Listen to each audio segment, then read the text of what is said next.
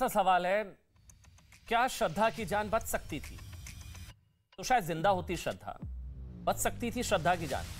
श्रद्धा को जल्लाद आफताब से शायद बचाया जा सकता था, शायद जिंदा होती श्रद्धा। क्या 2020 में महाराष्ट्र पुलिस, मुंबई की पुलिस श्रद्धा केस की गंभीरता को समझ नहीं पाई? 2 साल बाद श्रद्धा के 35 टुकड़े हो गए। ये सवाल खड़े हुए हैं नवंबर 2020 की इस चिट्ठी के बाद। ये चिट्ठी, श्रद्धा की एक चिट्ठी सामने आई है नवंबर 2020 की। आप चौंक जाएंगे ये जानकर कि श्रद्धा को पता था कि उसके टुकड़े हो सकते हैं। 2 साल पहले उसने चिट्ठी में लिखा था कि उसके टुकड़े टुकड़े हो सकते हैं। मैं अंग्रेजी में पढ़ देता हूं। इस चिट्ठी में लिखा गया है कि इसमें लिखा गया है कि I lived with him till date, और इसमें लिखा गया he will cut me into pieces. It's been 6 month he has been hitting me, वो मुझे मार रहा है। और इसमें यह भी लिखा गया, चिट्ठी पुलिस को दी गई और इसमें लिखा गया कि he will cut me into pieces, he will cut me up in pieces and throw me away. It's been 6 months he has been hitting me. ये श्रद्धा को 2 साल पहले मुंबई पुलिस को बताया था कि उसके टुकड़े हो सकते हैं। श्रद्धा को पता था कि उसके टुकड़े टुकड़े हो सकते हैं। श्रद्धा को 2 साल पहले उसने मुंबई पुलिस को बताया था, महाराष्ट्र पुलिस को, कि उसे टुकड़े टुकड़े करके फेंक देगा। श्रद्धा को 2 साल पहले पता था कि आफताब उसकी बेरहमी से हत्या कर सकता है। श्रद्धा को 2 साल पहले पता था कि आफताब उसे मारने की कोशिश कर रहा है। उसमें इस चिट्ठी में लिखा गया कि today he tried to kill me by suffocating me. उसने मुझे मारने की कोशिश की, मुझे सफोकेट करके, मेरे टुकड़े टुकड़े। चिट्ठी मेरे हाथ में, चिट्ठी का अंश आप देख रहे हैं। आज दम घोट कर मारने की कोशिश की। ये 2020 नवंबर 2020 में पुलिस को, महाराष्ट्र पुलिस को लिख कर दिया था उसने। मुझे 6 महीने से वो मार रहा है आफताब, जिसने 35 टुकड़े कर दिए। वो मुझे डराता है, ब्लैकमेल करता है। 2020 में डर, 2022 में मर्डर। मुझे कुछ हुआ तो आफताब जिम्मेदार होगा। यही नहीं, इस चिट्ठी में सबसे हैरान कर देने वाली बात जो लिखी है, ही will cut me into pieces, he will cut me into pieces. ये लिखा है इस चिट्ठी में। वो मेरे टुकड़े टुकड़े कर सकता है। श्रद्धा को 2 साल पहले पता था कि आफताब उसे उसके टुकड़े टुकड़े कर सकता है। आज इसलिए हम पूछ रहे हैं सवाल कि अगर इस चिट्ठी को, इस शिकायत को गंभीरता से लिया जाता, कार्रवाई होती, तो क्या श्रद्धा जिंदा होती? ये सारी बातें खुद श्रद्धा ने अपनी चिट्ठी में लिखी है, मेरे हाथ में है। फिर भी श्रद्धा नहीं बची, पुलिस उसे नहीं बचा पाई। नो वन सेव्ड श्रद्धा, हमारा आज का हैशटैग है। श्रद्धा ने 2 साल पहले महाराष्ट्र पुलिस को चिट्ठी लिखकर कहा था कि आफताब उसकी हत्या करके टुकड़े टुकड़े करके फेंक देगा, लेकिन महाराष्ट्र पुलिस ने संभवतः कुछ नहीं किया। बल्कि कुछ दिन बाद यह खबर आई कि समझौता हो गया, श्रद्धा और आफताब का समझौता हो गया। श्रद्धा की इसी चिट्ठी पर अब सियासत शुरू हो चुकी है। महाराष्ट्र के उप मुख्यमंत्री देवेंद्र फडणवीस ने भी सवाल उठाए हैं, बीजेपी भी सवाल उठा रही है। बीजेपी कह रही है कि अगर वक्त रहते कार्रवाई होती तो श्रद्धा की जान बच सकती थी। बीजेपी के नेता राम कदम ने बल्कि आरोप लगा दिया कि उद्धव सरकार में तुष्टीकरण की राजनीति की वजह से ऐसा हुआ। तुष्टीकरण की वजह से कार्रवाई नहीं हुई क्योंकि नाम श्रद्धा था। यह राम कदम ने कहा, बीजेपी के नेता देवेंद्र फडणवीस ने सवाल उठाए पुलिस की भूमिका पर। इसलिए आज हम सवाल उठा रहे हैं कि क्या श्रद्धा को बचाया जा सकता था? श्रद्धा की शिकायत पर एक्शन क्यों नहीं लिया गया? 2020 में जब टुकड़े टुकड़े होने का श्रद्धा को शक था, 2020 का डर, 2022 में मर्डर, 2020 की चिट्ठी, 2022 में 35 टुकड़े। क्या श्रद्धा की शिकायत को गंभीरता से नहीं लिया गया? क्या श्रद्धा पर समझौता करने का कोई दबाव था? यह जल्लाद आफताब श्रद्धा को कैसे ब्लैकमेल कर रहा था? 35 टुकड़े किए। ब्लैकमेलिंग की शिकायत की जांच क्यों नहीं की गई? भाई ये सवाल है, जो सवाल राम कदम की तरफ से भी उठाए गए हैं। इसी को डिबेट करेंगे क्योंकि ये बहुत ही संवेदनशील गंभीर विषय है। लव जिहाद का नाम भी इसको दिया जा रहा है, कानून बनाने की मांग हो रही है। मेरे साथ शिवम यहां स्टूडियो में जुड़ चुके हैं। शिवम, बहुत बहुत स्वागत आपका। मेरे साथ शेफाली वैद्य हैं, लाइव हैं। शेफाली जी, बहुत बहुत स्वागत। कांग्रेस पार्टी से मेरे साथ कमरू चौधरी जी हैं। कमरू भाई, आपका भी बहुत बहुत स्वागत। और राजीव पांडे बीजेपी से, आप सबका बहुत बहुत स्वागत। क्योंकि शेफाली जी लगातार इस इश्यू को लगातार उठा रही हैं, इसलिए मैं आपसे शुरू कर रहा हूं। शेफाली जी, जो मैं सवाल उठा रहा हूं, क्या बच सकती थी श्रद्धा की जान? आपको भी लगता है सीरियसली लिया जाता, गंभीरता से लिया जाता? शेफाली जी, पहले तो मैं ये बताना चाहती हूँ अमन जी कि ये कंप्लेन पढ़ के जो मुझे फील हुआ, मुझे एक्चुअली मुझे पता नहीं चल रहा था कि मैं इसको क्या रिएक्शन दूं, क्योंकि उसने जो बोला है कि मेरे साथ ये हो सकता है, उसने मेरा गला दबाने की कोशिश की और मुझे ये हरदम बोलते रहता है कि मैं तुम्हारे टुकड़े करके इस जगह पे फेंक दूंगा कि किसी को मिले भी नहीं। वही शब्द जब आज से एग्जैक्टली 2 साल पहले चिट्ठी लिखी गई थी, वो एनसी दे दी गई थी पुलिस स्टेशन में, और उसने जो बोला था कि वो मेरे साथ ये कर सकता है, एग्जैक्टली 542 दिन बाद आफ्ताब अमीन पूनावाला ने श्रद्धा वालकर के साथ एग्जैक्टली वही किया, कुछ भी नहीं बदला। पहले उसको गला दबा के मार डाला और बाद में उसके 35 टुकड़े किए और उसको फ्रिज में रखा। अगर ये सब इतना स्पष्ट ये लड़की ने बताया पुलिस को, तो सिर्फ एनसी क्यों लिखी गई उस पे, एफआईआर क्यों नहीं की गई? जो पुलिस अब बता रही है कि हमने किया था, हम गए थे उसके घर पे, हमने की थी ये इन्वेस्टिगेट करने की कोशिश, लेकिन उसने बोला कि हम विड्रॉ कर रही है कंप्लेंट, इसलिए हमने कुछ नहीं किया। ऐसे काम करती है पुलिस? एक लड़की का डोमेस्टिक अब्यूज का मामला है, जब वो बोल रही है कि मेरी जान को खतरा है, उसके शरीर पे उसके सारे ब्रूजेस दिख रहे हैं, फिर भी वो बोल रही है कि मुझे बचा लो, और पुलिस कुछ नहीं करती उसके बारे में। और अब जो पुलिस जो बताती है कि उसने खुद कंप्लेंट विड्रॉ की थी, कई सारी कंप्लेंट्स ऐसी थी, जब क्या कर रही थी महाराष्ट्र पुलिस, तब केतकी चित्रे को अरेस्ट कर रही थी, या फिर कोई और जो फेसबुक पे गवर्नमेंट के अगेंस्ट लिखे उनको अरेस्ट कर रही थी, किसको धमकियां दे रही थी, क्या कर रही थी पुलिस? कि पालघर में, ये वही पालघर पुलिस है जिसने बैठे बैठे वो 2 हिंदू साधुओं को मॉब के हवाले किया था, ये उसी पालघर पुलिस के अंदर आता है। ये सवाल तो पूछेगी ना पब्लिक कि ये सब बोला गया था कि मुझे मारने की धमकी दी गई है, मेरे साथ वो क्या करेगा वो भी बताया जा चुका है, लेकिन फिर भी कुछ नहीं हुआ। क्यों नहीं हुआ? क्यों नहीं एफआईआर लिखाई गई? मैं बताती हूँ आपको क्यों नहीं एफआईआर लिखाई गई। क्योंकि पुलिस एफआईआर लिखना नहीं चाहती है, मैंने उसका अनुभव ले लिया है। वो ज्यादातर एनसी ही लिखवाते हैं ताकि उनका काम कम हो। अगर वो एफआईआर लिखते हैं तो पुलिस स्टेशन को रिपोर्ट देनी पड़ती है कि उस एफआईआर में क्या कार्रवाई हुई, उस पर क्या एक्शन लिया गया, वो they are answerable to it. तो उनको वो नहीं करना था, इसलिए उन्होंने एनसी बना के मामला निपटा दिया। और आज ये हाल है कि श्रद्धा के 35 टुकड़े हैं, जिनमें से सिर्फ 18 टुकड़े मिल चुके हैं, और ये आए दिन ऐसी वारदातें होती रहती हैं। लेकिन पुलिस ने क्यों नहीं काम किया? क्योंकि पुलिस 100 करोड़ की वसूली कर रही थी, महाराष्ट्र पुलिस तब, क्योंकि वो किसी बिजनेसमैन के घर के सामने एक्सप्लोजिव्स रख रही थी, क्योंकि कोई सचिन वाजे किसी जर्नलिस्ट को अरेस्ट कर रहे थे, इसलिए उनको इस कंप्लेन में काम करने के लिए उनके पास समय नहीं था, उनकी प्रायोरिटीज अलग थी। ये सवाल तो पब्लिक पूछेगी ना, बिल्कुल पूछेगी। शिवसेना से किशोर तिवारी हैं। तिवारी जी, आप ही की सरकार थी नवंबर 2020 में? हाँ हाँ हाँ, बहुत अच्छा बोला अमन आपने। अमन, जो वैद्य मैडम बता रही थी, मुझे एक बताइए, श्रद्धा की कंप्लेंट, एक तो पहले मैं बताता हूं कि ये मामला बहुत गंभीर है और मेरी पार्टी ने भी इसे गंभीरता से लिया है। बात ये आज आई है कि उसने 2020 के अंदर कंप्लेंट की थी, जिसका कॉग्निजेंस पुलिस ने लिया नहीं। और मैं मांग करता हूं कि जो पुलिस अफसर इन्वॉल्व है और जिन्होंने निग्लिजेंस बताया, उन पे कार्रवाई की जाए, इसमें कोई शक नहीं। लेकिन मैं बता रहा हूं कि आप फेलियर मान रहे हैं अपना। ये कहां से सबूत लेके आ गए कि हमारी सरकार का नेग्लिजेंस था, या हमने उन अफसरों को बोला कि कार्रवाई मत करो? मुझे एक बताइए कि ऐसे कोई सबूत हो तो उसकी भी इंक्वायरी होनी चाहिए। लेकिन राजनीति खींच के लेके आना, सरकार आपकी, पुलिस आपकी, बच्ची लिख रही है मेरे टुकड़े टुकड़े हो सकते हैं। चिट्ठी पढ़ी आपने? आपने चिट्ठी पढ़ी है? तो मैंने पढ़ी अमन। इसमें लिखा है कि, एक मिनट सर, एक मिनट, इसमें लिखा गया कि he will cut me in pieces. He will cut me in pieces. He tried to kill me by suffocating me. It's been 6 months he has been hitting me. ये सब चीजें बहुत गंभीर है। और तो अब गंभीरता से लेने का क्या फायदा? बच्ची नहीं रही अब गंभीरता से, उस वक्त क्यों नहीं लिया सर? अब गंभीरता से ले लेंगे थोड़ी ना श्रद्धा वापस आ जाएगी। अरे भाई देखो, 23 नवंबर 2020 के अंदर कंप्लेंट हुई और 1 महीने के बाद वो कंप्लेंट वापस लेने में आई। उसके बाद वो 360 दिन के 510 दिन के बाद उसकी हत्या हुई।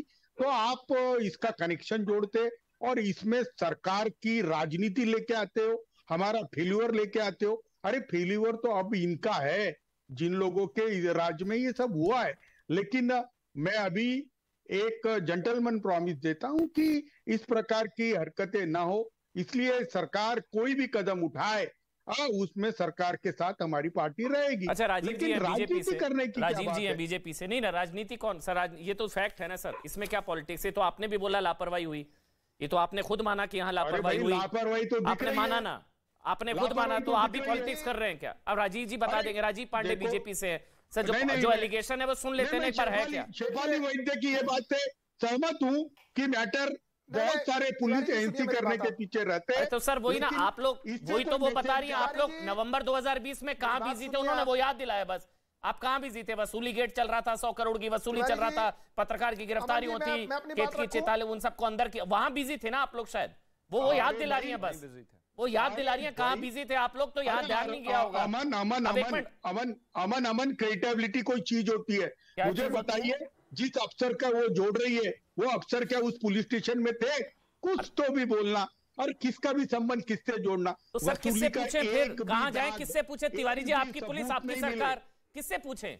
आपकी पुलिस आपकी सरकार, बीजेपी की होती तो उनसे पूछते, आपकी पुलिस आपकी सरकार, सेकुलर सरकार, श्रद्धा भाई वही। अब एक मिनट, अच्छा जो आरोप है तिवारी जी सुनिए ना, इतना थोड़ी ना चिढ़ना, सवाल तो है ना, आपने खुद माना ले फेलियर है, आपने खुद माना गलती हुई, तो फिर आप अपने आप से पूछ रहे हैं ना, सरकार पे डालते हो।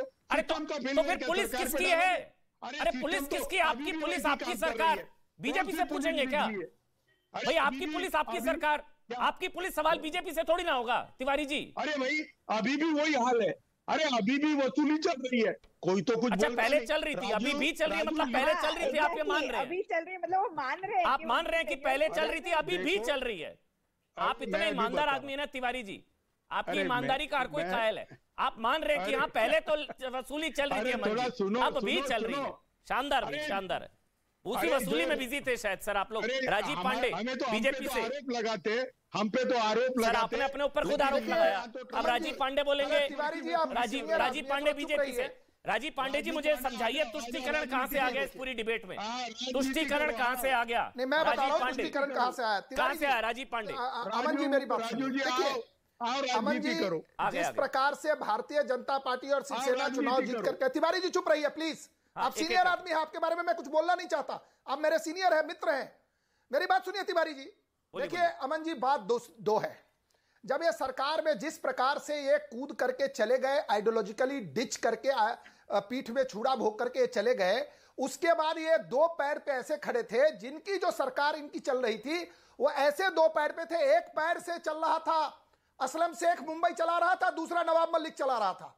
आप किसी भी थाने में जाते, कोई भी कार्रवाई नहीं होती। मैं कह रहा हूं ये इसके आप मुझे बताइए, अगर एक सरकार है, बीच में मत बोलिए तिवारी जी प्लीज, तिवारी जी बीच में मत बोलिए, आप डिबेट को खराब कर रहे हैं प्लीज, मेरा आपसे अनुरोध है। मेरा क्या कहना है अमन जी, मेरी बात, तुम्हारा चैनल जो सबसे बड़ी बात है कि आपने देखा, अरे क्या रनिंग कमेंट्री चला रखा है तिवारी जी, चुप रहिए प्लीज तिवारी जी, आप मेरी बात खत्म हो जाए फिर बोलते रहिएगा। अभी वो आपका सम्मान कर रहे हैं, तो आपका सम्मान आपके हाथों में है। अरे मेरा अपमान भी कर रहे हैं ना। अरे तिवारी जी, मैं ऑडियो बंद नहीं कर रहा हूं। किशोर तिवारी, क्या यार, किशोर तिवारी उन्होंने बोला भाई आपका सम्मान कर रहे हैं, आपका सम्मान आपके हाथों में है, बरकरार रखिए ना, शांत रहिए। आपके बीच में वो नहीं बोले, अच्छा नहीं लगता ना तिवारी जी, आपके बीच में एक शब्द नहीं बोले। मैं 30 सेकंड में अपनी बात खत्म करूंगा। बस अब शांत, बस अब शांत। राजीव पांडे बोलेंगे, सबका ऑडियो बंद रहेगा, पीसीआर ऑडियो बंद सबका। राजीव पांडे एक एक करके सब बोलेंगे। बोलिए राजीव। मैं बता रहा हूं, जिस प्रकार से मुंबई में सरकार चल रही थी, आपने अभी हमारी बहन ने जो कहा कि सरकार कहां इन्वॉल्व थी, बताइए। कमिश्नर ऑफ पुलिस कह रहा है कि होम मिनिस्टर जो है 100 करोड़ की वसूली का टारगेट दिया, लेकिन यह बात एक पक्ष है। दूसरा पक्ष यह है कि मुंबई दो लोग चला रहे थे, मैं नाम बता रहा हूं आपको। एक तो आजकल जेल में है, कैबिनेट मिनिस्टर था, जेल में है आजकल, जेल की हवा खा रहा है, और दूसरा एक विधायक उस एरिया का है। आप कोई भी कंप्लेन इन लोगों के खिलाफ लेकर के जाते, आपकी सुनवाई नहीं होती है, मैं कह रहा हूं। और राम कदम जी ने जो कहा है, और जो देवेंद्र जी ने अभी कहा है कि इसकी जांच होगी और पता चलेगा कि कौन वो व्यक्ति था जो श्रद्धा का जो हत्यारा असली है, वो सरकार में बैठा वो व्यक्ति है जो इस कंप्लेंट को दबाया है। और मैं दावे से कह रहा हूं कि इस कंप्लेंट को दबाया गया। जहां तक लीगल इश्यू है, जो प्रैक्टिसिंग एडवोकेट मैं कहता हूं, नॉन कॉग्निजेबल ऑफेंस कहां होता है? जहां पर कोई ऐसा ऑफेंस जिसमें किसी की हत्या की बात चल रही है, आप उसको नॉन कॉग्निजेबल ऑफेंस करके ट्रीट करेंगे? उसमें दो पार्टी नहीं कर सकती है, कंपाउंडिंग पॉसिबल नहीं है। अब ये कंपाउंडिंग क्यों हुआ? राजीव जी, ऊपर का दबाव आया होगा उस पुलिस ऑफिसर पर। मैं मान लेता हूं राजीव जी, मैं मान लेता हूं, एक एक करके आराम से किशोर तिवारी आराम से एक एक करके बात। एक बात को बोल, नहीं एक मिनट रुक जाइए, ऐसे नहीं होगा सर, ऐसे नहीं होगा। मैं एक मिनट, ऑडियो बंद रहेगा सबका, एक एक करके बोलेंगे। राजीव जी, हाँ राजीव जी, मैं आप ही के पास आ रहा हूं। राजीव जी, ये मैं मान लेता हूं लापरवाही हुई, लापरवाही बरती गई, वो तिवारी जी ने भी मान लिया, जो पुलिस ऑफिसर जो भी होंगे वो मान रहे हैं, हाँ हुई, फेलियर है। मेरा सवाल ये है कि अगर इसको दबाया गया, इसमें तुष्टीकरण का एंगल कहां से आ गया, मुझे ये जानना है। इसमें कहां से आ गया कि एक धर्म, और इसमें धर्म कहां से आ गया? अगर इसको दबाया गया है तो किसके कहने पर? तिवारी अमन जी, आपने मुझसे सवाल पूछा, जवाब सुन लीजिए। बताइए। इशू यह है कि जब इसका इन्वेस्टिगेशन होगा कि आफ्ताब के खिलाफ इतनी गंभीर कंप्लेंट फाइल हुआ जिसमें इतने बड़े सेक्शंस थे कि यह आदमी मेरी हत्या कर सकता है, यह मेरी जान लेने की कोशिश कर चुका है, उसको cognizable, non cognizable, cognizable offence को नॉन कॉग्निजेबल किसने बताया?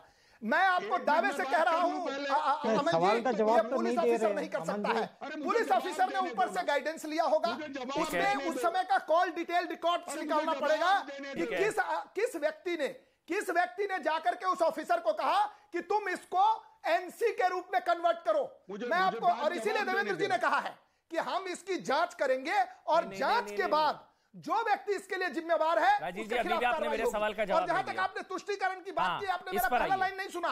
मुंबई कौन चला रहा था?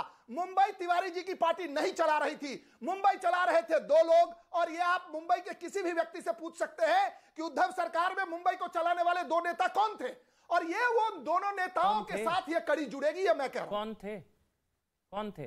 मैंने कहा ना, मुंबई चलाने का एक तरफ काम दे दिया गया था नवाब मलिक को, और एक हिस्सा दे दिया गया था, एक विधायक है उसी एरिया का, उसको दे दिया गया था।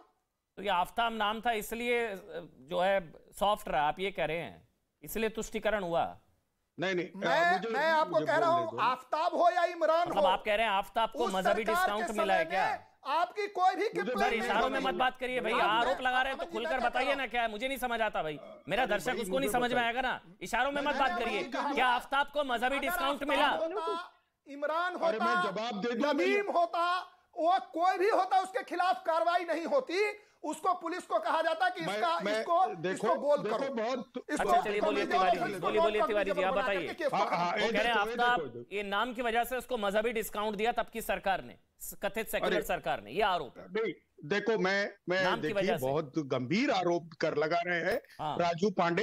एक तो मैटर एनसी नहीं हुआ था, कंप्लेंट ने विड्रॉ किया था, लेकिन इसके बाद भी मैं बोलता हूं, ऐसे कोई भी डॉक्यूमेंट्री एविडेंस आ जाए कि किसी ने फोन कॉल किया था और इनका कि नवाब मलिक, क्या किसी को मारने की कोई जवाब तो देने दो। कंपाउंडेबल ऑफेंस है? अरे अमन भाई, मर्डर कंपाउंडेबल ऑफेंस है, ये बता दीजिए बस। अरे अमन भाई मेरी बात सुनो। Attempt to murder compoundable offence है कि ये बता दीजिए। अमन भाई, मैं पूरी जवाब दे दूंगा। मैं चाहता हूं कि इनके आरोपों की भी इंक्वायरी हो। बहुत गंभीर आरोप लगा रहे, इससे मुंबई पुलिस की क्रेडिबिलिटी धोखे में आएगी। मैं अभी बता रहा हूं कि उस वक्त कोई पॉलिटिकल इंटरफेरेंस और कोई बंबई चलाता था, तो ये चैलेंज है। मैं देवेंद्र फडणवीस जी को कहता हूं कि दूध का दूध और पानी का पानी हो जाए। अरे कहीं कंप्लेंट विड्रॉ कर दे तो पुलिस क्या करे? आपकी सारी बातें सही हैं तिवारी जी। एक चीज मैं जानना चाहूंगा लीगली, तिवारी जी एक मिनट, अगर आप लर्नेड आदमी, एक मिनट राजीव जी, एक मिनट राजीव जी, बीच में मत बोलिए सर, बोलिए। आप लर्नेड आदमी है तिवारी जी, जो राजीव जी ने सवाल पूछा, अटेम्प्ट टू मर्डर, क्या ये कंप्लेंट, अगर कल को आप जाके कंप्लेंट करते हैं कि इस आदमी ने मुझे मारने की कोशिश की, मेरे को मारने की कोशिश की, आदमी मेरे टुकड़े टुकड़े कर सकता है, और ये अटेम्प्ट टू मर्डर, और उसके बाद कहते हैं अब इसको विड्रॉ कर लीजिए, क्या ये विड्रॉ हो जाता है? नहीं, देखो मैं अभी भी बता रहा हूं कि विड्रॉ करने के लिए भी प्रेशर आया होगा, उसकी भी इंक्वायरी हो। पुलिस अफसर जिसने 20 दिन तक कार्रवाई नहीं की, उसकी भी कार्रवाई हो। अरे कहां से आया प्रेशर? Thank you. ये तो आप खुद एक्सेप्ट कर रहे हैं तिवारी जी। अरे अमन मेरे कुछ सवाल है। मैं आ रहा हूँ शेफाली जी, आ रहा हूँ। ये अच्छी चीज है, एक क्लैरिटी होनी चाहिए। शिवम, शेफाली क्या पूछना चाहती पूछो। मैं एक मिनट एक एक करके मैं आ रहा हूँ शेफाली जी, दो पैनलिस्ट हैं, उनका टेक ले लूं, उसके बाद शेफाली जी आपके पास आऊंगा। शिवम, मैं फिर वही समझ रहा हूं, कोई आदमी कह रहा है, ये बच्ची कह रही है ये मेरे टुकड़े टुकड़े कर सकता है, ये मुझे 6 महीने से मार रहा है, और इसने मुझे मारने की कोशिश की by suffocating me, he tried to kill me by suffocating me. ऐसी कंप्लेंट विड्रॉ हो जाती है क्या? अमन जी, मोडस ऑपरेंडाई क्या होता है जहां पर ऑपोजिशन की सरकारें हैं, चाहे वो राजस्थान हो, चाहे वो छत्तीसगढ़ हो, चाहे वो महाराष्ट्र में जब वो सरकारें रही हैं।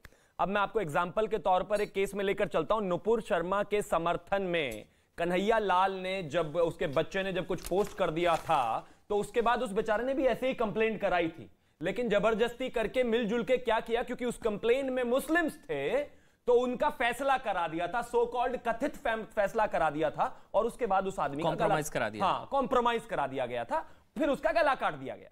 इस मसले में भी एज इट इज यही हुआ है। शिवम एक मिनट, डिस्पाइट द फैक्ट कि उसने उसके मर्डर की कोशिश की हो, डिस्पाइट द फैक्ट कि उसने मर्डर की कोशिश की हो। अब महाराष्ट्र पे आता हूं। महाराष्ट्र में बच्ची ने कंप्लेनेंट जो थी, उसने जाकर जो है, श्रद्धा ने लिखा कि उसने मेरा गला दबाकर मुझे मारने की कोशिश की, वो मुझे टुकड़ों में काट देगा।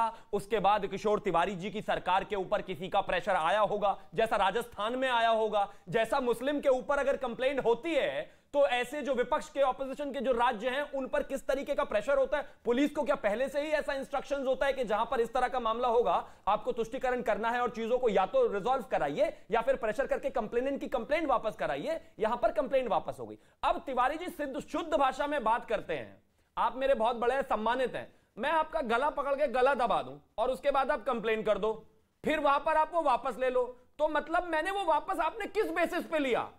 ये कमाल की बेवकूफी, ऐसा नहीं हो सकता। अब प्रायोरिटीज देखिए सरकार की। केतकी चैताली 900 दिन में अप्रोक्सीमेटली जेल से बाहर आई, अर्नब गोस्वामी जेल, इसके अलावा कंगना रनौत पर केसेस पे केसेस पे केसेस। शेफाली वैद्य जी यहां पर बैठे, इन पर भी किस पर केसेस नहीं हुए? उस जितना भी टेन्योर रिजीम इनका रहा, बस केसेस इनकी प्रायोरिटी रही। अब कहते हैं लैग, एक इन्होंने लैग कहां किया? अब आकर कहते हैं वो हमने कहा है फडणवीस जी से वो इस पर बिल्कुल थॉरो इन्वेस्टिगेशन करें और पुलिस वाला बख्शा नहीं जाएगा। ये बात जाकर मैं ये कहना चाहता हूं किशोर तिवारी जी, श्रद्धा के मां बाप से बता दो जरा, एक बार कह दो कि उसके ऊपर कार्रवाई की जाएगी, ये की जाएगी, वो की जाएगी। अगर आपके यहां पर जो है सिक्योरिटी लैब नहीं होता, हो जाता तो वो बच्चे जिंदा होती। 307 की एफआईआर कब से? हाँ जी कमरू जी, आपकी भी सरकार थी, आपकी ही सरकार थी कांग्रेस की। जी बिल्कुल, सुनिए, ये चिट्ठी जो आपने अभी पब्लिश किया है, प्रीमा फेसी तो ये एक नॉन बेलेबल ऑफेंस का तरह के ये चिट्ठी है। कंप्लेनेंट जो है, इसमें कोई भी दोषी अगर होगा तो इमीडिएटली उसको अरेस्ट होना चाहिए था और इन्वेस्टिगेशन होना चाहिए था। वेदर द कंप्लेनेंट विड्रॉ हो रहा है कि that is a secondary matter, लेकिन तब तक जब तक नहीं होता तो इसका क्लोजर भी होना चाहिए ये कंप्लेंट का लेटर ऊपर में। दूसरा बात यहाँ पे देखिए, आप जो डिस्कशन का मेन मुद्दा था यहाँ पे, whether the police officials culpable थे कि नहीं। 100% कल्पेबल है। अगर इस पे एक्शन नहीं हुआ होगा, जो कंटेंट ऑफ द लेटर अगर सही जो आप दिखा रहे हो सही होगा, अगर ये कंटेंट ऑफ द लेटर को हम प्रीमा ले कि ये सही है, तो ये जो है कि बहुत ही घिनौना अपराध जो पुलिस वाले ने किया, इस पे कोई एक्शन नहीं लिया। लेकिन मेन मुद्दा का बात यहाँ पे है, देखिए आज गुजरात का निर्वाचन इलेक्शन चल रहा है, उसमें जो है कि असम के मुख्यमंत्री और बहुत सारे बीजेपी के प्रवक्ता वहां पे जा रहे, इस आफ्ताब और श्रद्धा वाला इशू को उछाल रहे। देखिए आज इलेक्शन खत्म हो जाएगा, छोड़िए ना चुनाव में, तो कह रहा हूं बच्ची जिंदा होती है, छोड़िए ना बीजेपी कांग्रेस, छोड़िए ना सर, कहां बीजेपी कांग्रेस कोई फर्क पड़ता है हमें? सर हमें फर्क पड़ता है, कोई सरकार आए जाए, बच्ची जिंदा, बच्ची चली गई ना सर, बात खत्म। बच्ची चली गई ना सर, बच्ची जिंदा हो सकती थी और पुलिस अपने लेवल पर कोई एक्शन ले लेगी। मुंबई पुलिस, हम मुंबई या महाराष्ट्र की पुलिस पर थोड़ी ना सवाल उठा रहे हैं भाई, महाराष्ट्र की पुलिस तो बेहतरीन काम कर रही है। पॉलिटिकल मास्टर्स का गो अहेड होता है नहीं होता है ना? आप बताइए, बात तो पॉलिटिकल मास्टर्स की है ना, वहां से गो अहेड हो रहा है नहीं हो रहा है? बात तो सवाल की वहां आ रही है, जो बीजेपी आरोप लगा रही है कि तुष्टिकरण के चक्कर में हो गया। कमल भाई पॉलिटिकल कनेक्शन आफ्ताब का क्या था ये बताइए जरा सा। क्या था? वो कौन सा बाप का बेटा था जो पॉलिटिकली इन्फ्लुएंस कर सकता था? नहीं, ऐसा तो उसका रिलीजन वो बता रहे हैं कि आफ्ताब की वजह से मजहबी डिस्काउंट मिला उसको, वो नाम की वजह से। बिल्कुल नहीं, Aftab was never a practicing Muslim, ये बात आप लिख लो। अगर होता प्रैक्टिस सर उसके धर्म पर थोड़ी ना डिबेट कर रहे हैं क्या? नाम तो आफ्ताब था सर, नाम की वजह से डिस्काउंट मिला नहीं मिला, मैं तो वो समझना चाह रहा हूँ। छोटा सा ब्रेक ले रहा हूँ, ब्रेक के बाद शेफाली जी आपसे शुरू करूंगा। कमरू जी यही समझना है, मजहबी डिस्काउंट मिला नहीं मिला वो समझना है ना, नाम की वजह से क्या मजहबी डिस्काउंट मिला, तुष्टिकरण क्या इसमें भी हुआ, इसको सीरियसली लिया जा सकता था। बच्ची हमारे बीच में होती भाई, और ये दरिंदा जल्लाद कसाई आफ्ताब, इसको तो उसी समय ही अरेस्ट किया जा सकता था और शायद बच्ची जिंदा होती। थोड़ा सा ब्रेक ले रहे। तो क्या जिंदा होती श्रद्धा? क्या बचाया जा सकता था श्रद्धा को? 2020 की वो चिट्ठी जो इस वक्त मेरे हाथ में है, 2020 में ही श्रद्धा ने महाराष्ट्र पुलिस को, पालघर पुलिस को लिखकर बता दिया था कि ये मेरे टुकड़े टुकड़े कर सकता है, ही will cut me into pieces. इस चिट्ठी में लिखा गया, इसमें भी लिखा गया है, he tried to kill me by suffocating me, उसने मुझे जान से मारने की कोशिश की। और 2020 की चिट्ठी और 2022 में 35 टुकड़े। अब इसको लेकर पॉलिटिक्स ये हो रही है कि उस वक्त बीजेपी आरोप लगा रही है कि शिवसेना कांग्रेस की सरकार थी, तुष्टीकरण के चक्कर में क्योंकि नाम आफ्ताब था तो इसे मजहबी डिस्काउंट दे दिया गया। बोलिए शेफाली जी, आप क्या कहना चाह रही थी कि अटेम्प्ट टू मर्डर की कंप्लेंट वापस हो जाती है क्या? बताइए। देखिए अमन जी, इन सियासी मामलों में मैं नहीं पढ़ना चाहती। This really bothers me as a woman and as a mother कि एक लड़की ने कंप्लेंट की है जिसमें वो बोल रही है कि आई एम बीइंग अब्यूज्ड। वो बोल रही है कि मेरा बॉयफ्रेंड मुझे गला दबा के मारने की धमकी दे रहा है, बोल रहा है तुम्हारे इतने टुकड़े करूंगा कि किसी को मिलेंगे भी नहीं, और पुलिस उस पे एफआईआर भी नहीं करती। अगर आप prevention of domestic violence act अगर पढ़ें तो ऐसी सिचुएशन में the law is totally on the woman side. अगर कोई लड़की या कोई स्त्री ऐसी कंप्लेंट लेके पुलिस स्टेशन में आती है तो पुलिस ऑफिसर की ये ड्यूटी होती है कि पहले तो उसको शेल्टर्स का पता बता दें। अगर आप prevention of domestic abuse act पढ़ें तो उसमें साफ साफ लिखा गया है कि पुलिस ऑफिसर की ड्यूटी क्या है। पुलिस ऑफिसर की पहली ड्यूटी होती है कि उसको शेल्टर के बारे में, जो सबसे पास में है उसके बारे में उसको इन्फॉर्मेशन दे दे, उसको फ्री लीगल एड के बारे में इन्फॉर्मेशन दे दे, उसको 498 ए के अंडर उसको एफआईआर दर्ज करने में उसकी मदद करे। This is what is expected from the police officer. नहीं, इट डज। आप पढ़िएगा, एक्सक्यूज मी, आप पढ़िएगा prevention of, excuse me, I will read it out to you, I will read it out to you, no, I will read it out to you. उसमें prevention of domestic abuse act में सीधे सीधे लिखा गया है कि it's not just about marriage, it is about a woman and a man कोहैबिटिंग, जो एक साथ रहते हैं इन अ रिलेशनशिप। ऐसे शब्द यूज किए हैं, आप पढ़िएगा प्लीज। मुझे मत बताइएगा कि उसमें क्या लिखा है, मैं पढ़ के आई हूँ, होमवर्क करके आई हूँ। ये पुलिस ऑफिसर की ड्यूटी थी कि एनसी नहीं, इस बात पे एफआईआर दर्ज की जाए, लेकिन 1 महीना हुआ उस पे कुछ कार्रवाई नहीं हुई, ना उस पे कुछ एफआईआर दर्ज हुई, ना उस पे कुछ अकाउंटेबिलिटी हुई। लड़की बोलती है कि उसके माँ बाप को भी इसके बारे में पता है, उन्होंने भी कुछ नहीं किया, फिर भी पुलिस ने उनकी भी पूछताछ क्यों नहीं की? इसलिए नहीं की। ये तो एक minute, I am not completed yet. ये सरकार उनकी थी ना, ये एक मिनट मैं कंप्लीट नहीं हुई है, प्लीज लेट मी कंप्लीट। ये उस सरकार की बात कर रहे हैं ना आप, जो मराठी अस्मिता, मराठी राइट्स के ऊपर सत्ता में आई थी, जिनका मुद्दा एक ही था कि मराठी अस्मिता, मराठी माणूस, मराठी मुलगी। तो ये श्रद्धा वालकर कौन थी? मराठी नहीं थी। वसई जैसी जगह में एक मराठी मुलगी मराठी पुलिस स्टेशन में जाती है, जो पुलिस ऑफिसर उसकी पूछताछ करता है वो महाराष्ट्रियन है। आपका बात तो हम सब मान लिया, एक सवाल का सीधा जवाब दीजिए, क्या श्रद्धा और आराधना प्रजापति में कोई अंतर आपको नजर आ रहा है? मैं नहीं बोली थी, excuse me Aman, no, I am not Prince Yadav को कमरू चौधरी एक-एक करके मैं आपके पास आऊंगा, सब तब बोलेगा। चौधरी एक मिनट शांत रहिए, लेट हर कंप्लीट। जब वो बोल रहे थे तो मैं बोलिए, आप कंप्लीट करिए, उसके बाद कमरू जी बोलिएगा। मुझे बात करने दीजिए। ये जो बोल रहे हैं जी, आ रहा हूं तिवारी जी, आ रहा हूं। तो वही थे ना, वो वही थे ना जो मराठी मुलगी, मराठी माणूस का हक, मराठी अस्मिता, इस पे दिन रात बोलते रहते। तो श्रद्धा वालकर मराठी मुलगी नहीं थी क्या? मराठी मुलगी वसई के पुलिस स्टेशन में जाती है। नहीं, आप चुप रहिए, मैंने मेरा सवाल पूरा नहीं हुआ, जब पूरा होता है तब आप राजनीति मत करो अंधभक्त। नहीं, राजनीति कोई नहीं कर रहा है, मुझे राजनीति से कोई वास्ता नहीं है, मैं बीजेपी के मेंबर नहीं हूँ। मैं बस ये सवाल पूछना चाहती हूँ, तब कहाँ गई मराठी अस्मिता? जब मराठी मुलगी चीख चीख के बोल रही थी मुझे बचाओ, तब अमन मुझे जवाब देना इस पे। जब मराठी इंस्पेक्टर अमन ये जलील कर रहे हैं हमको, बोला कि कुछ नहीं हुआ, उसने तकरार वापस ली है। क्यों? क्योंकि उसको मारने वाला आफ्ताब पूनावाला था, इसलिए आपको मराठी मुलगी के राइट्स की कुछ पड़ी नहीं है। आप बड़े बोलते रहते कि मुझे वोट दीजिए, मराठी माणूस, मराठी मुलगी, मराठी मराठी का क्या मतलब आया? जब मराठी मुलगी रो के औरत अमन तुम्हारा शो में जहर फैला रही है। जहर कैसे भाई? जबान संभाल के कमरू जी, ऐसे नहीं। कमरू जी एक मिनट, गलत कमरू जी एक मिनट जवाब दूंगा मैं। हाँ आप जवाब दीजिएगा कमरू जी, जब मैं आपके पास आऊंगा। मैंने आपको नहीं बोला आप जहर फैला रहे हैं, मैंने एक शब्द आपके खिलाफ नहीं बोला। पर्सनल नहीं होंगे आप, पर्सनल नहीं होंगे कमरू चौधरी। मैं आपको समझा रहा हूँ, पर्सनल मत होइएगा मेरी डिबेट में, बस फैक्ट्स पे रहिए। अब तिवारी जी बोलेंगे, पहले किशोर तिवारी बोलेंगे, अब एक मिनट शांत, एक एक करके।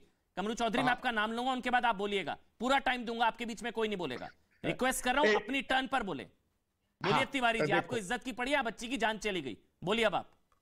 नहीं, देखो मैं आपको बता रहा हूं कि आपने जो पक्ष रखा उससे मैं सहमत हूं कि नवंबर 2020 के अंदर अगर कोई कार्रवाई हो जाती तो शायद आफ्ताब ये कार्रवाई नहीं करता। लेकिन अब ये नवंबर 2020 का मैटर, और उसके बाद वो लिव इन में रहते हैं 400 दिन, और उसके बाद ये होता है। और आफ्ताब का कैरेक्टर उसके भी घर वालों को मालूम है कैसा है, और लड़की के भी घर वालों को मालूम है कैसा है। मुझे लगता है ये दोनों भी लोग अलाइव है, और जो श्रद्धा के साथ हुआ वो फिर और किसी के साथ ना हो, इसके लिए जो भी करेक्टिव एक्शन महाराष्ट्र गवर्नमेंट लेगी। और मेरा कोई मिनिस्टर इसमें दोषी है या मेरा कोई एमएलए दोषी है, हम किसी को सपोर्ट नहीं कर रहे, लेकिन आप ऐसा बोल रहे कि श्रद्धा को हमने न्याय नहीं दिया। श्रद्धा ये जैसा हिंदी मराठी वाली बात करने लगी, ऐसा है शेफाली वैद्य तुम पॉलिटिकली हमारे अगेंस्ट हो, लेकिन कोई रैशनल बात किया करो ना। हम नेशनल चैनल पर क्या इस प्रकार के बातें करेंगे? अब मैं कह रहा हूं ना कि ये अगर पुलिस की कार्रवाई होती तो वो बच जाती, इससे मैं भी एग्री हूं। लेकिन पुलिस इसके बाद तो फिर श्रद्धा की मौत के लिए जिम्मेदार, तो जिम्मेदार किसको मानते हैं आप? श्रद्धा की मौत के लिए जिम्मेदार किसको मानते हैं? अपने आप को भी मानते हैं, अपनी सरकार को भी मानते हैं? फिर बात ही खत्म हो जाएगी फिर तो। एक मिनट, आपकी पुलिस अपनी सरकार को भी मानते हैं आप? मान तो रहे हैं, बात करो, बोल तो रहे हैं कि उनकी पुलिस ने कुछ किया नहीं, बोल तो रहे हैं कि तिवारी जी मान रहे हैं, मदद मांगती रही है, मान तो रहे हैं वो, मान तो रहे हैं कि उनकी पुलिस ने कुछ नहीं किया। बड़ा आदमी बोलता है तो बीच में नहीं बोलना। नहीं, बड़ा आदमी क्या होता है भाई? क्या वो सारे बड़े हैं भाई? क्या बड़े? कौन से बड़े? बड़ा आदमी मतलब क्या? तिवारी जी क्या कहना चाह रहे हैं भाई? बड़े आदमी, दिमाग से बड़े, कौन सर पे लाल बत्ती लगा के आए हैं क्या? कौन बड़ा आदमी? कहाँ का बड़ा आदमी? किस हैसियत से? कौन सा बड़ा आदमी? किस भाई मुझे नहीं दिख रही आपके सर पर लाल बत्ती। ये वीआईपी कल्चर है क्या अभी भी? कौन बड़ा आदमी क्या छोटा आदमी? भाई हम सारे छोटे आदमी हैं क्या तिवारी जी आपके आगे? आप बहुत बड़े आदमी हैं। अरे अमन सुनो तो सही, ये शेफाली के पिताजी के ऊपर और मेरी सरीकों करके मैंने बोला कि जब मैं बात उम्र दराज बोलिए ना, फिर जब कोई उम्र दराज आदमी बोलता है ये बोलिए, फिर कोई एजेड आदमी बोलता है, बड़ा नहीं उम्र दराज बोलता है तो हाँ ऐसे बोलिए। हाँ कमरू बड़ा और उम्र दराज और सीनियर सिटीजन, इसमें क्या फर्क है? राजू पांडे बताएंगे, क्योंकि राजू पांडे भी ये दो अंधभक्तों के साथ। ठीक है तिवारी जी हो गया, आपने बोला, मुझे एक चीज अच्छी लगी, आपने माना कि हाँ हमसे गलती हुई, हमारा फेलियर है हमारी पुलिस का, और हाँ उस वक्त कार्रवाई होती तो बच्ची जिंदा होती, अगर आफ्ताब पर एक्शन होता तो बच्ची जिंदा होती, आप माना आपने, ये बड़ी चीज है डिबेट में। यही मोटिव था भाई, चेहरा दिखा, आईना दिखाना आप लोगों को, और आपको आईना दिखा और आप मान रहे क्या हमारी गलती थी, हमारा फेलियर था। फेलियर क्यों था मुझे तो ये जानना है। फोन कहां से आया, किसने रोका, मुझे तो ये जानना है। क्या नाम की वजह से रोका? राजीव पांडे बताएंगे। एक मिनट तिवारी जी, आप एक एक करके। अच्छा गलत क्या है? अरे आप थोड़ी ना तय करेंगे सब कुछ, क्या गलत क्या सही। राजीव पांडे कोई भी व्यक्ति के बोलते समय एक शब्द नहीं बोला। ठीक है, मैं रिक्वेस्ट कर रहा हूं तिवारी जी से कि मैंने आप वो बोले, मैंने एक शब्द नहीं, मैंने 2-3 बातें मैं कहना चाहता हूं। बोलिए। देखिए जो सबसे बड़ी बात है, आप बोलिए, जो एक सवाल उठा इस पूरे डिबेट में कि क्या कॉग्निजेबल ऑफेंस कंपाउंड हो सकता है, तो मान लिया तिवारी जी ने, मैं उसको धन्यवाद मानता हूं कि उन्होंने माना कि इनकी सरकार की गलती से श्रद्धा की मौत हुई, श्रद्धा की हत्या कर पाया आफ्ताब, क्योंकि इनकी सरकार ने एक्शन नहीं लिया। जो दूसरी सबसे बड़ी बात है, जंगल राज किसको कहते हैं? जब जो सरकार में होते हैं और उसके कैडर को पता चल जाए कि ये तो सैया भोए कोतवाल, अब डर काहे का। अभी कुछ दिन पहले आपने देखा कि मुंब्रा में एक हर हर महादेव फिल्म आ रही थी, एक जो एमएलए है वो जाकर के गुंडागर्दी पे उतरा। सोचिए अगर वो सरकार होती तो क्या होता, दंगे होते। कैडर भी हो गया। यही, अरे चुप हो यार तिवारी जी प्लीज, इंपॉर्टेंट बात कर रहा हूं, इंपॉर्टेंट बात कर रहा हूं, तिवारी जी चुप रहिए, ये बदतमीजी है। दूसरी बात क्या है, जब आप सरकार में होते हैं, क्या अलाउ मैं करूंगा, आप करूंगा? कौन है तिवारी जी? आप किशोर तिवारी जी पता हो, अरे यू विल नॉट अलाउ, आप कौन है भाई? मैं एंकर कर रहा हूं भाई, मैं मॉडरेट कर रहा हूं। तिवारी जी मुझे करने दीजिए, चला जाता हूं, आप कर लीजिए anchoring. Aman ji, you will not allow, बस ऑडियो बंद कर दीजिए भाई, सबका एक एक करके टाइम वेस्ट हो रहा है इससे। सिर्फ राजीव जी का ऑडियो रहेगा, सिर्फ राजीव जी का ऑडियो रहेगा। जब इनका वोट बैंक शिवसेना ने अपने हाथ काट करके दे दिए एनसीपी और कांग्रेस को कि लो तुम्हारी सरकार चलेगी, और उनका वोटर कौन है मुंबई में जाकर के किसी से भी पूछ लीजिए, ये कहां से वोटर लाते हैं, इंडियन वोटर है नहीं, आधे वोटर तो बाहरी हैं, मैं नाम नहीं लेना चाहता। आधे वोटर अगर आज पूरी कार्रवाई हो जाए मुंबई में तो उनकी वोटरों की संख्या आधी घट जाएगी। अब क्या हुआ, तो उनके कैडर को यह पता चल गया, उससे पुलिस वाले डिमोरलाइज हो गए। मैं मुंबई पुलिस के बारे में एक बात कहना चाहता हूं, अगर ऊपर का प्रेशर नहीं होता तो मुंबई पुलिस उस आफताब के दोनों पैर तोड़ करके अंदर ऊपर के प्रेशर के कारण से मुंबई पुलिस ने एक्ट नहीं किया। व्हाइट पेपर सबमिट किया जाए Tiwari ji, white paper submit किया जाए। आप डिबेट में आते हैं हंसने हंसाने, आपको कुछ समझ में नहीं आता, आप सीनियर आदमी है एज वाइज, आप चुप रहिए। मैं क्या कह रहा हूं अमन जी, पुलिस को यह पता था कि अगर हम इनके खिलाफ कार्रवाई करेंगे तो ऊपर वाले हमें शाबाशी नहीं देंगे, ऊपर वाले हमको दबाएंगे, और इसलिए मुंबई पुलिस तो बेस्ट पुलिस है।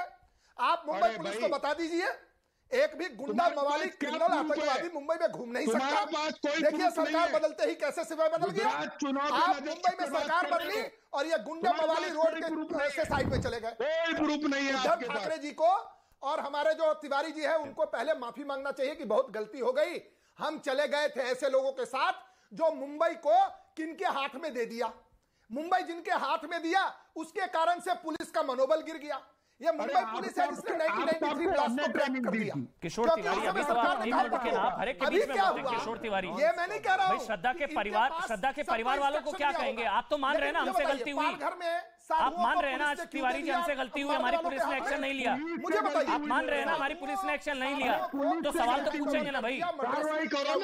मुझे जानना है क्यों नहीं लिया, मुझे ये जानना है, मैं वो समझना चाह रहा हूँ। 40 मिनट हो गए, रुक जाइए अब 1 मिनट, एक मिनट रुक जाइए, 1 मिनट भाई, और पीसीआर रिक्वेस्ट कर रहा हूँ, एक बना बोलेगा तो उसको बाकियों को ऑडियो बंद कर दीजिए। मैं 1 मिनट बस, तिवारी जी आपका ऑडियो बंद है, बस एक एक करके मैं जिसका नाम लूंगा वो बोलेगा। मुझे ये जानना है, डिबेट में ये आरोप बार बार लग रहा है कि एक्शन नहीं लिया, एक्शन नहीं लिया, एक्शन होता तो फिर श्रद्धा जिंदा होती और आफ्ताब, जो अभी राजीव जी ने कहा मुंबई पुलिस इतनी काबिल है, या पालघर पुलिस, महाराष्ट्र की पुलिस पैर तोड़ देती, वो अंदर डाल देती। और ये अटेम्प्ट टू मर्डर है शफाली जी, इसमें जो लिखा है ही ट्राइड टू किल मी, इसने ये नहीं लिखा कि वो मुझे मार सकता है, उसने लिखा है उसने मुझे मारने की कोशिश की, वो अटेम्प्ट टू मर्डर है। Number 1 attempt to murder, he tried to kill me. इसलिए मैं कमरू जी अब आपके पास आ रहा हूं। कमरू जी, ही ट्राइड टू किल मी, क्या ऐसी कंप्लेंट क्या कॉम्प्रोमाइज से क्या वापस हो सकती है? देखिए इसमें 4 पार्टीज इन्वॉल्व है मेरा हिसाब से। एक तो हो गया श्रद्धा के परिवार वाले, एक हो गया श्रद्धा के दोस्त वगैरह जो है, तीसरा नंबर हो गया आपको महाराष्ट्र पुलिस, और चौथा नंबर हो गया आफ्ताब के परिजन सब। और एक पांचवा अब इसमें से चारों पे आप फिक्स कीजिए रिस्पॉन्सिबिलिटी। आपकी सरकार अगर श्रद्धा कंप्लेंट की तो उसमें पुलिस जो है कि महाराष्ट्र पुलिस एक्शन क्यों नहीं ली, उस पर कार्रवाई होनी चाहिए बिल्कुल एकदम। श्रद्धा के दोस्तों को अगर जानकारी होते हुए अगर पुलिस के साथ में वो कोऑपरेट नहीं किए उस वक्त, तो वो भी सप्रेशन ऑफ एविडेंस पे शामिल हो रहे। तीसरा नंबर आ गया आफ्ताब के अगर लड़के, मतलब अगर गलती श्रद्धा की है उसके परिवार वालों की है क्या बोल रहे हैं? तो परिवार वाले चुप्पी साधे हुए थे। अच्छा, गलती श्रद्धा की, अब आप आएंगे श्रद्धा की गलती थी, उसके परिवार वालों की गलती थी। नेवर सेड दैट, वो क्या बोल रहे हैं? जान से हाथ धो पड़ी, बच्ची कह रही वो मेरे टुकड़े टुकड़े कर सकता है, और आप कह रहे हैं उसके परिवार की गलती, श्रद्धा की गलती। आप अगर महाराष्ट्र पुलिस को इसके लिए रिस्पॉन्सिबल ठहरा, नहीं, मैं महाराष्ट्र पुलिस को रिस्पॉन्सिबल नहीं ठहरा रहा। मेरी डिबेट को आराम से समझिए कमरू जी। महाराष्ट्र पुलिस चाहती तो आफ्ताब जैसों की टांगे तोड़कर अंदर डाल देती। वो तो गाड़ी का Maharashtra police is not responsible. मैं पॉलिटिकल मास्टर्स की बात कर रहा हूँ। कौन सा प्रेशर था? अंडा से बच्चा निकले, वो भी रिस्पॉन्सिबल गाड़ी वाला को लेना होगा। Hypothetical debate. शिवम, ये अगर ये नहीं होता तो क्या? थैंक यू कमरू जी, समझिए टॉपिक को, संवेदनशील है। मैं पुलिस पर सवाल नहीं उठा रहा हूं, मैं ये कह रहा हूं कि पुलिस की काबिलियत पर कोई सवाल नहीं, लेकिन पॉलिटिकल मास्टर्स कहां से ऑर्डर्स आ रहे थे, कोई कंप्लेंट अटेम्प्ट टू मर्डर की कंप्लेंट अगर वापस हो रही है तो कहीं से तो कुछ आ रहा हो ना कि ले लो, कहीं ले लो। क्या नाम की वजह से हो रहा था जो बीजेपी कह रही है? क्योंकि नाम आफ्ताब था इसलिए छोड़ दो, तुष्टीकरण के चक्कर में हो रहा है जो राम कदम कह रहे हैं। कौन सा आफ्ताब कौन सा पॉलिटिकली कनेक्टेड था? आप जो बार बार एक एजेंडा चलाने का कोशिश कर रहे हो यहाँ पे कि तुष्टीकरण तुष्टीकरण तुष्टीकरण। अगर आराधना प्रजापति पे जब मर्डर हुआ प्रिंस यादव ने, तो उसमें क्या तुष्टीकरण आ रहा है क्या? वहां पे नहीं आ रहा है। क्राइम इज ए क्राइम, इसमें कोई इसमें ठीक है, क्राइम इज ए क्राइम। ठीक है ठीक है ठीक है ठीक है कमरू जी, एक मिनट, ये सवाल है इनका भाई, आफ्ताब कौन सा पॉलिटिकली कनेक्टेड था जो उसके लिए जो है श्रद्धा बच्ची को छोड़ दिया गया है जल्लाद के हाथ में? मुझे थोड़ा सा समय दीजिएगा। सबसे पहले सवाल तो सही है, सवाल तो जायज है। हाँ बिल्कुल जायज सवाल है। सबसे पहले तो मैं एक चीज कहना चाहता हूं, किशोर तिवारी जी, आप शेफाली जी के पिताजी की उम्र के हैं तो मेरे दादाजी की उम्र के होंगे, आपको पोते की कसम प्लीज बोलना मत अब थोड़ी देर बीच में, रिक्वेस्ट है आपसे मेरी। अब मैं इंटरेस्टिंग पॉइंट पर आता हूं। कमरुल जी, एक बात को ना बेसिक अंडरस्टैंडिंग से समझना, क्राइम इज अ क्राइम। अगर एक भी बच्ची के साथ किसी भी राज्य में एक मोटो के साथ नहीं रेप हो रहा है, absolutely crime is a crime. अगर शादी करके किसी बच्ची को घर में मार दिया गया, 35 टुकड़े कर दिए गए, धर्म कोई भी हो, क्राइम इज अ क्राइम। लेकिन क्राइम के पीछे का मोटो और उसका मॉडस ऑपरेंडी अगर बहुत सारे केसेस में एक है ना, उसको अलग से थॉरो इन्वेस्टिगेशन की जरूरत है और उसी को हम लव जिहाद कहते हैं। अगर 2012 में केरला हाईकोर्ट ने यह कहा कि लगातार हिंदू बच्चियां इस तरीके से शिकार हो रही हैं और उनको मुस्लिम बच्चे जो हैं मिलकर लड़के जल्लाद जो भी उनको कह लीजिए फंसा रहे हैं और उनका धर्म परिवर्तन से लेकर उनको मारा जा रहा है, तो यह थॉरो इन्वेस्टिगेशन की जरूरत है। अगर सिर्फ हिंदू नहीं, इसके अलावा क्रिश्चियंस और वहां के चर्च भी इस बात को कह रहे हैं, तो इसको इन्वेस्टिगेशन की जरूरत है। अगर लिस्ट में बनाऊं तो कम से कम 40 नाम अभी मैं आपको गिना दूं और सब एक ही लाइन में है, यानी कि ये लव जिहाद है, ये नॉर्मल क्राइम से अलग है। सो प्लीज ये डिफरेंस है। अब आपको मैं बताता हूं हिंदू मुस्लिम, अब मैं शेफाली जी के लिए कहना चाहता हूं। शेफाली जी, जब जब नाम के पीछे खान या मुसलमान लग गया, वहां मराठी अस्मिता, वहां छत्तीसगढ़ी सम्मान, वहां राजस्थानी शौर्य सब गायब हो जाता है, क्योंकि वोटर है ना इनके।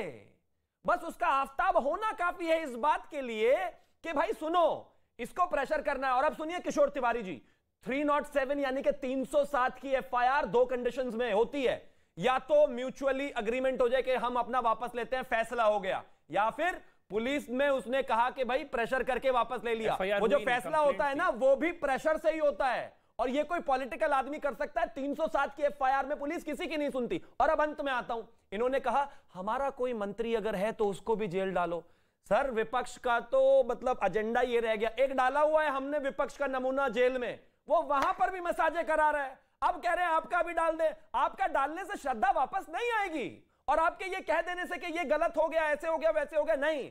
आपने आपकी क्रिमिनल नेग्लिजेंस की वजह से एक बच्ची की जान चली गई, टुकड़े हो गए।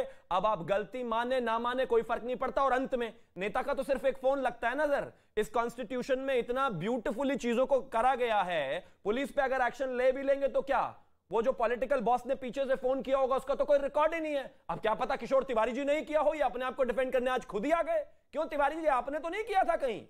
अमन, जवाब देना चाहता हूं मैं। जी तिवारी जी, अब आप तो जवाब देने दो ना। इतना बार मेरा नाम। अब आइए, अब आप बोलिए। अब कोई आपके बीच में नहीं बोलेगा, बोलिए। अमन, जवाब दे दूं? जी तिवारी जी।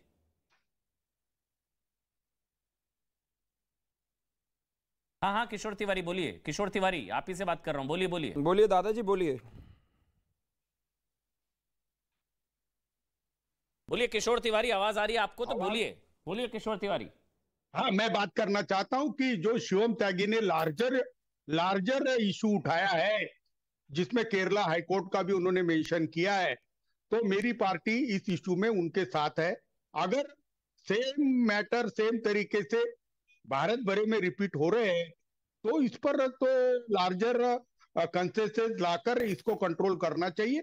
दूसरा, पुलिस की जो बात आई है या फिर अमन जी पॉलिटिकल इंटरफेरेंस की बात आई है या तुष्टीकरण की बात आई है, तो इसको भी लार्जर पर्सपेक्टिव में देश के सामने लाना चाहिए। मेरी पार्टी के हद तक मैं बोल रहा हूं कि हम चाहते हैं कि यहाँ पर हिंदू लड़कियों की रक्षा हो और हिंदू लड़कियों से जातियों के इस प्रकार श्रद्धाश्री का हाल होता है तो हम भी सड़क पे आने के लिए तैयार है। अमन जी, और क्या बोलूं मैं? तिवारी जी क्या बोले, मैं बताता हूं क्या बोले। तिवारी जी मैं बताता हूं क्या बोले। तिवारी जी, ये जो अभी हिंदू हृदय सम्राट अचानक से आपका हिंदू प्रेम जागा, ये सेकुलर सरकार के समय कहां चला गया था? तब तो श्रद्धा को नहीं बचा पाए ना। अरे 2020 की कंप्लेंट पे एक्शन नहीं होती है, 2022 में बीजेपी की सरकार रहते हुए उसकी हत्या होती है। मैं बोलूं क्या? एक मिनट, हाँ बोलिए, एक मिनट, ठीक है। शेफाली जी फिर राजीव जी, पहले शेफाली जी फिर राजीव जी, बोलिए शेफाली। एक बात मैं बताना चाहती हूँ, सीधी सी बात है, आप लॉ एंड ऑर्डर के लिए अल्टीमेटली कौन रिस्पॉन्सिबल होता है स्टेट में? किसके अंदर आता है लॉ एंड ऑर्डर वाला जो डिपार्टमेंट? होम मिनिस्ट्री के अंदर आता है ना। तो 2020 में होम मिनिस्टर कौन थे और आज वो कहाँ हैं? मैं बताती हूँ, उनका नाम है अनिल देशमुख, एनसीपी से हैं। आज कहाँ है? कहाँ है बताइए ना, क्या कर रहे हैं? कहाँ है? जेल में है खुद, तब के होम मिनिस्टर जो ये काम कर सकते थे, जो लॉ एंड ऑर्डर के लिए रिस्पॉन्सिबल हैं, वो अनिल देशमुख अभी भी जुडिशियल कस्टडी में हैं। किस चार्जेस पे कस्टडी में है? एक्सटॉर्शन के चार्जेस में, 100 करोड़ की खंडनी के चार्जेस में। उनके पास ये सब छोटी बातों को डील करने का समय कहाँ था? उनको तो हर महीने 100 करोड़ बटोरना था ना, इसलिए तो वो जुडिशियल कस्टडी में है। ये जो बोल रहे हैं कि हमारे कोई मिनिस्टर है उनको जेल में डाल दो, अरे वो तो ऑलरेडी जेल में है। सवाल ये है कि एक मराठी मुलगी चीख के मदद मांगती रही, उसके दोस्त आए थे उसके साथ, उसका बॉस आया था उसके साथ। ये जो उनको बोल रहे हैं कि उनके दोस्तों ने उन्होंने कोऑपरेट नहीं किया, उसके बॉस ने कोऑपरेट नहीं किया, आप पढ़िएगा, वो सब आए थे उसके साथ, लेकिन सिर्फ एनसी लिखाई गई। 20 दिन तक उस पर एफआईआर भी नहीं हुई, जबकि होना चाहिए था, जबकि पुलिस को छानबीन करनी चाहिए थी, उसको शेल्टर के पास छोड़ना चाहिए था, उसको लीगल हेल्प देना चाहिए था। ये पुलिस का काम है, नहीं हुआ। क्यों नहीं हुआ? मराठी था ना वो ऑफिसर जिसको तुलिंज पुलिस स्टेशन में जिसको कंप्लेंट दी थी श्रद्धा ने, क्यों नहीं हुआ? क्यों नहीं मिला मराठी लड़की को इंसाफ? क्योंकि उसको मारने वाला पूना वाला था। यही तो सवाल है भाई। आफ्ताब भी था अगर, तो वो कौन सा पॉलिटिकली कनेक्टेड था कि पुलिस इन्फ्लुएंस हो गई या कोई पॉलिटिकल मास्टर इन्फ्लुएंस हो गया? 30 second Rajiv ji, 30 second. Aman ji, issue है कि complaint, inquiry, FIR, investigation, chargesheet, इस सारे को तोड़ा गया। उसके पीछे एक ही कारण था। क्या? इसका कारण यह था कि पुलिस को उस समय यह पता था कि हमको किसको टच करना है, किसको टच नहीं करना है। एक ही कारण था, छोटा सा कारण है। देखिए, जो वोट बैंक की राजनीति है ना, अगर अब एक बात मुझे बताइए, एक जमाना था उत्तर प्रदेश में कि हर दिन कुछ दंगाई रोड पे उतर के दंगे करते थे। चलिए सर, बाद में जाएंगे, लेकिन वोट बैंक की वजह से गई श्रद्धा की जान, मतलब तुष्टि करने के चक्कर में गई। बहुत बहुत शुक्रिया आप सबका, बहुत बहुत शुक्रिया आप सबका। और अब आखिर में आपको सत्येंद्र सीरीज के एक नए वीडियो के बारे में आज बताना बहुत जरूरी है जाते जाते। देखिए, जेल में सत्येंद्र जैन के शाही खान पान वाले वीडियोस आज आपने दिन भर देखे होंगे, दिन भर। लेकिन बड़ी खबर यह है, ध्यान से सुनिएगा, सत्येंद्र जैन के वकील इन वीडियोस को मीडिया में रिलीज होने से रोकने के लिए, कि मीडिया में ना आए, इसके लिए अदालत में गए हैं। जी हां, मामला अदालत तक पहुंचा है और अदालत में कैसे इन वीडियोस को दृश्यम साबित करने की भी कोशिश हुई है, हम आपको आगे बताएंगे। लेकिन उससे पहले आपको यह बताते हैं कि जेल में शक्तिशाली लोगों की सेवा करने के लिए दूसरे कैदी इतने आतुर क्यों रहते हैं। मतलब जो ये सेवा होती है, क्या मेवा क्या मिलता है सेवा करने वाले को? मतलब ये सेवा क्यों होती है, क्या डील क्या होती है? आज हमने दरअसल इस पर बहुत रिसर्च की। जब हमने देखा कि जेल में अगर मंत्री जी के लिए कैदी लाइन लगा रहे हैं कि मैं पैर दबा देता हूं, मैं चंपी कर देता हूं, मैं ये कर देता हूं, तो आज हमने इस पर रिसर्च की, हमने समझने की कोशिश की। हमने कुछ एक्सपर्ट से बात की, हमने तिहाड़ जेल के कई पीआरओ से बात की, हमने तिहाड़ जेल के कई ऑफिशियल से बात की। तो हमको यह पता लगा, बहुत दिलचस्प कहानी है, हमको यह पता लगा कि पहले तो एक साथ इनमें से कई वीडियोस में आपको सत्येंद्र जैन की, मतलब सेल में कुछ और लोग भी दिखाई दे रहे हैं। जितने भी वीडियो इस वक्त आप देख रहे हैं, कोई उनके पैर दबा रहा है, इसको ध्यान से देखेगा जो चल रहा है, कोई उनको खाना परोस रहा है, कोई इन्हें चंपी दे रहा है, तो कोई उनके कमरे में उनसे बातें कर रहा है, कोई कहानियां भी सुना रहा है, चुटकुले भी सुना रहा है। संभवतः 4-5 लोग हैं, 4 के करीब लोग हैं। अब जेल में बाहर के लोगों को आने की इजाजत तो हो नहीं सकती है, इसलिए जाहिर है कि ये लोग जेल के कैदी हैं। जैसे आम आदमी पार्टी फिजियोथेरेपिस्ट बता रही थी उनमें से 1-2 को, अब वो निकले नाबालिग से रेप का आरोपी रिंकू, ये बात भी सामने आ चुकी है। हमें यह पता चला कि जब भी कोई शक्तिशाली पॉलिटिकली इन्फ्लुएंस्ड कोई वीवीआईपी जेल में आता है ना, चाहे वो बड़ा राजनेता हो या कोई कुख्यात अपराधी हो या फिर कोई कनेक्टेड आदमी होता है, कोई बड़ा कनेक्टेड आदमी अगर आता है, कोई नेता बड़ा वीआईपी, तो उसकी सेवा के लिए दूसरे कैदी लाइन लगाकर खड़े हो जाते हैं। ये हमने जब एक्सपर्ट से बात करी, उन्होंने हमको बकायदा बताया ऑन रिकॉर्ड कि होता यह कि सारे कैदी लाइन लगाकर खड़े हो जाते हैं, उनको ये फायदा मिलता है इससे। मतलब वो ज्यादातर कैदी होते हैं बहुत ज्यादा गरीब। ये कैदी राजनेताओं और शक्तिशाली लोगों का संरक्षण हासिल करना चाहते हैं कि ये पॉलिटिकल इन्फ्लुएंस है, इसके पैर दबाऊंगा तो हो सकता है मुझे कुछ इसके बदले मिल जाए। ये हमने कई एक्सपर्ट से बात करी, उन्होंने बताया कि उन्हें ये उम्मीद होती है कि जब ये बाहर निकलेंगे तो आज ये जिसकी सेवा कर रहे हैं वो इनकी मदद करेगा। राजनेता भी आश्वासन देते हैं कि बाहर जाकर फला आदमी से बात कर लीजिए, फला आदमी से मिल लेना, वो तुम्हारा काम कर देगा, अभी मेरे पैर दबाओ। ये महत्वपूर्ण बात यह कि जेल की दोस्ती बहुत पक्की दोस्ती मानी जाती है। इस शब्द का इस्तेमाल किया जो जेल के, तिहाड़ जेल के कुछ एक्सपर्ट जो पीआरओ, हमने उनसे बात की, उन्होंने कहा कि जेल की दोस्ती बहुत पक्की दोस्ती मानी जाती है और गरीब कैदी शक्तिशाली लोगों के साथ जेल में हुआ दोस्ती का फायदा दरअसल उठाना चाहते हैं। डील हो जाती है और जब समय आता है तो कैदी जेल से बाहर निकलकर इस दोस्ती के नाम पर अपने दूसरे काम भी संवारने की कोशिश करते हैं। ये जो वीडियोस आप देख रहे हैं, अब आप समझ गए होंगे कि जो वीडियोस हैं इसके पीछे की कहानी क्या है। मतलब कि राजनेता और शक्तिशाली लोग कैसे जेलों में ना खुद वीआईपी ट्रीटमेंट हासिल करते हैं बल्कि उनकी सेवा करने वाले भी मदद का मेवा खाने की उम्मीद में पूरी जान लगाकर खातिरदारी करते हैं। अब आपको बताते हैं कि सत्येंद्र सीरीज के नए वीडियो में अब क्या आ गया। ये नया वीडियो है भाई, इसको लेकर हंगामा है, आज पूरा दिन हुआ है। हमने कहा जाते जाते वीडियो आपको दिखा दे। जब आप छुट्टियां मनाने के लिए जाते हैं ना, तो आप ये जरूर देखते हैं कि भाई जिस होटल में आप रहेंगे वहां अच्छा खाना पानी मिलता है नहीं मिलता है, सुख सुविधाएं हैं या नहीं है। मतलब होटल के कमरे में आपको टीवी फ्रिज जैसी सुविधाएं मिलेंगी नहीं मिलेगी। कई बार यात्रा की थकावट से बचने के लिए आप ये भी देखते हैं कि भाई अगर होटल में रिजॉर्ट में स्पा और मसाज की व्यवस्था है या नहीं है। लेकिन क्या किसी व्यक्ति को जेल में इन सुविधाओं की उम्मीद करनी चाहिए? जाहिर है नहीं, क्योंकि जेल अपराधियों के मन में डर पैदा करने के लिए और उन्हें सजा देने के लिए बनी होती है। लेकिन जेल जाने वाला अगर नेता हो तो जेल में भी उसे सारी सुविधाएं मिल सकती है। मनी लॉन्ड्रिंग के आरोप में जेल में बंद आम आदमी पार्टी की जो तस्वीर आप देख रहे हैं, आम आदमी पार्टी के सीनियर लीडर, मंत्री जो अभी भी मंत्री हैं, सत्येंद्र जैन के कुछ और वीडियोस। आज एक नया वीडियो आया, बीजेपी ने जारी करते हुए वीडियो आरोप लगाया बीजेपी ने कि जेल में सत्येंद्र जैन को शाही खान पान वाली सुविधाएं मिल रही हैं। ये जो आप इस वक्त देख भी रहे हैं, ये पहला वीडियो जो है वो 13 सितंबर का है। मैं आपको बता देता हूं, देखिए 3 वीडियोस हैं, एक एक करके समझ लीजिए। 13 सितंबर का जिसमें आम आदमी पार्टी सत्येंद्र जैन को, आम आदमी पार्टी के नेता एक थाली से सैलेड खाते हुए देख सकते हैं। इसी वीडियो में आपको उनके कमरे में रखी मिनरल वाटर की भी पूरी कैरेट दिखाई देगी। दूसरा वीडियो 1 अक्टूबर का, इसमें भी आप सैलेड से भरी थाली देख सकते हैं। दूसरा वीडियो 1 अक्टूबर का, वैसा लग रहा है जैसे बाहर से मंगवाया हो, यानी कि अगर वीडियो और आरोप सही है तो सत्येंद्र जैन जेल में खाने की जेल डिलीवरी करा रहे हैं। और तीसरा वीडियो 3 अक्टूबर का, जिसमें आप सत्येंद्र जैन के बिस्तर पर कुछ टमाटर और संतरे, ड्राई फ्रूट्स भी और संभवतः, और आखिर में बैग से कोई पैकेट भी निकालते हैं जिसमें ड्राई फ्रूट जैसा भी कुछ है। ये 3 वीडियो से लग रहा है कि हाँ वीवीआईपी सुविधा तो जरूर दी गई है। 100 बात की एक बात।